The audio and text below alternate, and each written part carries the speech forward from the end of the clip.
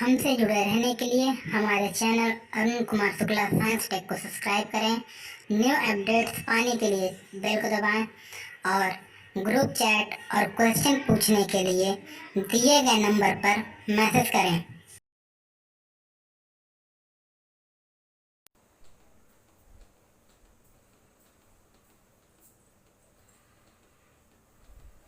प्यारे बच्चों, आज हम लोग आगे पृष्ठ रसायन में बढ़ते हैं और उत्प्रेरण की बात करते हैं, कैटालिसिस की।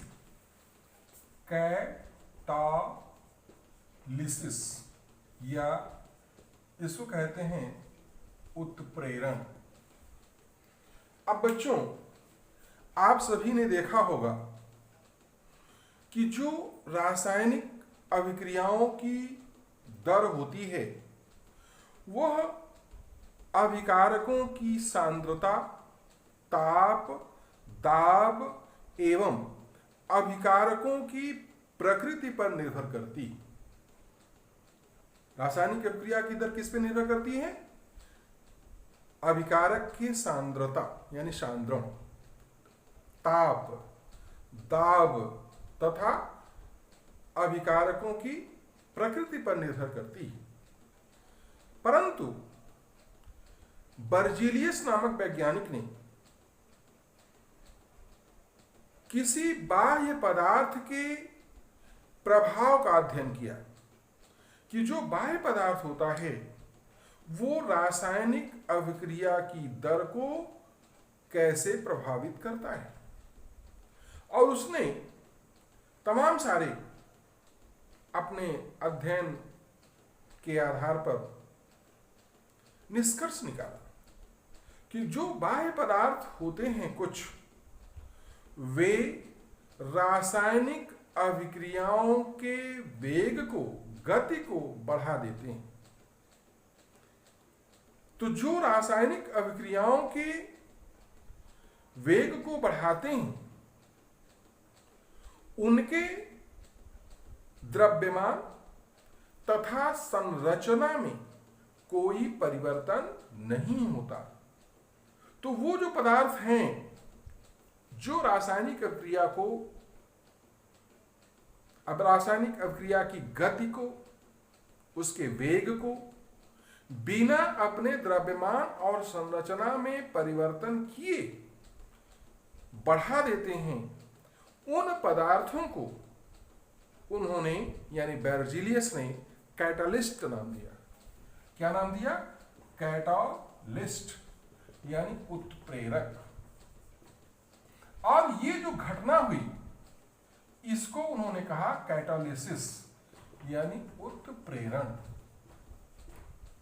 ध्यान देना, जो बाह्य पदार्थ है,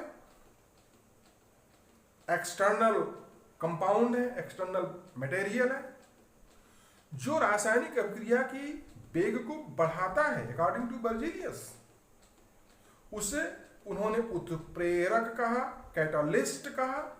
और ये जो वेग बढ़ाने की प्रक्रिया है, ये जो इंसिडेंस है, इन घटना है, इसको उन्होंने उत्प्रेरण कहा। क्या कहा?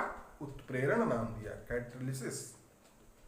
जैसे बच्चों पोटेशियम क्लोरेट 2KClO3 को जब हम लोग गर्म करते हैं उच्च ताप पर, हाई टेम्परेचर पर, यानी लगभग 360 डिग्री सेल्सियस पर, तब यह अपघटित होकर के पोटेशियम क्लोराइड और ऑक्सीजन गैस देता है। क्या देता है? पोटेशियम क्लोराइड और ऑक्सीजन गैस। परंतु यदि इसी अभिक्रिया में हम लोग मैंगनीज डाई ऑक्साइड मिला दें, क्या मिला दें? Manganese dioxide MnO2। तो जब MnO2 मिला करके इसको गर्म करते हैं तब क्या होता है? ये 250 डिग्री सेल्सियस पर ही डिकम्पोज हो जाता है और ऑक्सीजन गैस देता है।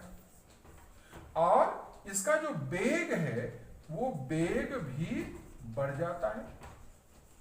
ध्यान देना है, ये क्या किया, इसने जो डिकम्पोजिशन टेम्परेचर है, अपघटन ताप है, उसको भी कम कर दिया। अब इसके साथ ही इस अपघटन की दर को बढ़ा दिया। तो ये मैंगनीज डाइऑक्साइड क्या हो गया, उत्प्रेरक। क्या हो गया, उत्प्रेरक। और ये घटना क्या हो गई, उत्प्रेरण, कैटालिसिस। तो बच्चों ये अभिक्रिया की दर को बढ़ा दिया। लेकिन कुछ ऐसे भी देखे गए पदार्थ जो रासायनिक अभिक्रिया के वेग को घटा देते हैं। जैसे बच्चों आपने डिकम्पोजिशन ऑफ हाइड्रोजन पेरोक्साइड पढ़ा होगा। ये जो हाइड्रोजन पेरोक्साइड है H2O2, ये जब डिकम्पोज होता है तो देता है H2O प्लस ऑक्सीजन गैस। अब ये एक विघटन की प्रक्रिया है या अपघटन की प्रक्रिया भी कह सकते हैं इसको। लेकिन बच्चों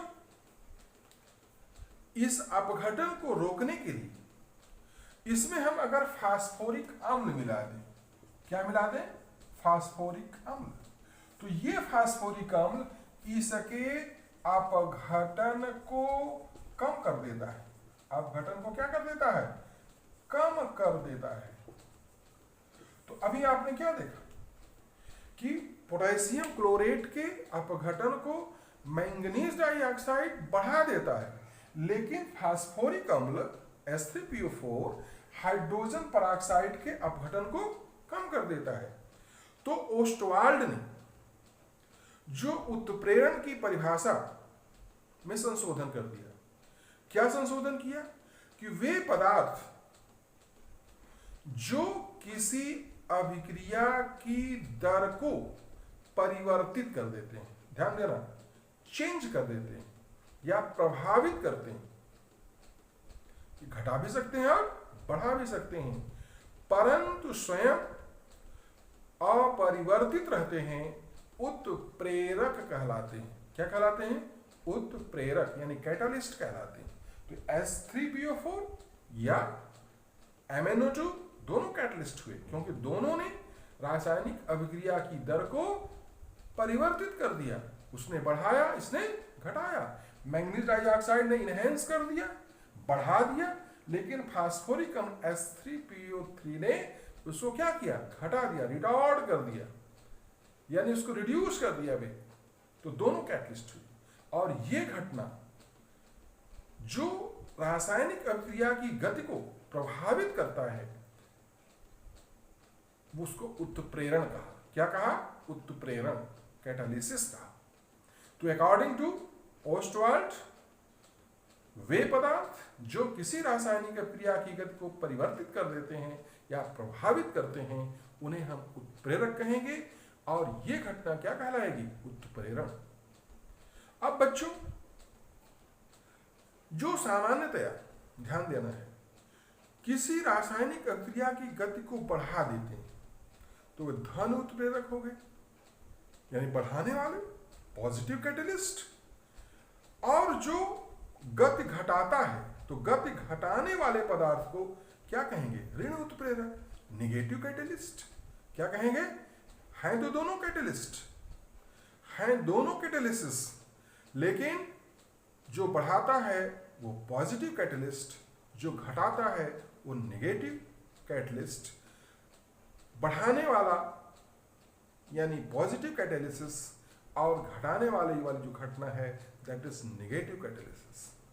तो बच्चों आज आपने क्या देखा, what is catalyst and what is catalysis. उत्प्रेरक क्या है और उत्प्रेरण क्या है।